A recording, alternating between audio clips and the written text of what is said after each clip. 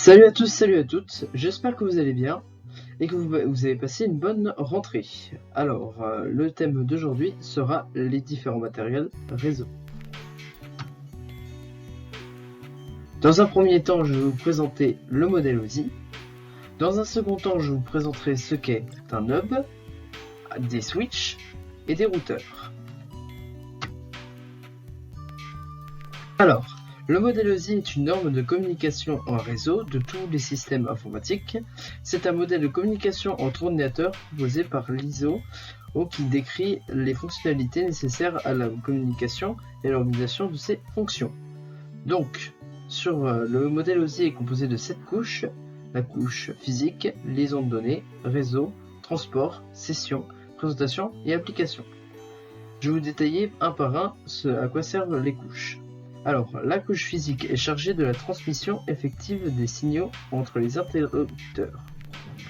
La couche liaison gère les communications entre 3 machines directement connectées entre elles. La couche réseau gère les communications de proche en proche, généralement entre machines. La couche transport gère les communications de bout en bout entre processus, c'est-à-dire les logiciels.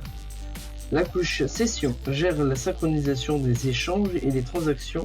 Elle permet l'ouverture et la fermeture de sessions, notamment quand vous vous connectez sur des sites internet, par exemple votre compte Google. Voilà. Alors, et après la 6e couche, la couche présentation. La couche présentation, elle est chargée du codage et des données applicatives, et précisément de la conversion entre données manipulées au niveau applicatif. Et voilà. Et la couche application est le point d'accès au service réseau. Elle n'a pas de service propre spécifique.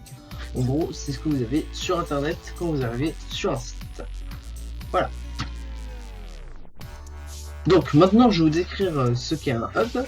Alors le hub, comme vous pouvez voir là sur la petite photo, c'est un petit boîtier. Et le hub Ethernet ou concentrateur Ethernet est un matériel informatique permettant de concentrer les transmissions Ethernet de plusieurs équipements sur un même support dans un réseau informatique local. Voilà. Alors, il a la particularité de, quand on lui envoie un paquet, de le répéter aux quatre personnes. Voilà. Il fonctionne sur la couche, la couche physique du modèle OSI.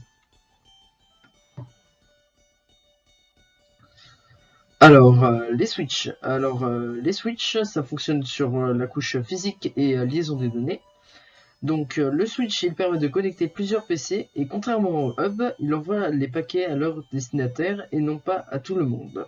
Ce qu'il fait qu'il peut recevoir plusieurs paquets en même temps et gérer les demandes une par une. Tout ça de manière instantanée, bien sûr. Voilà.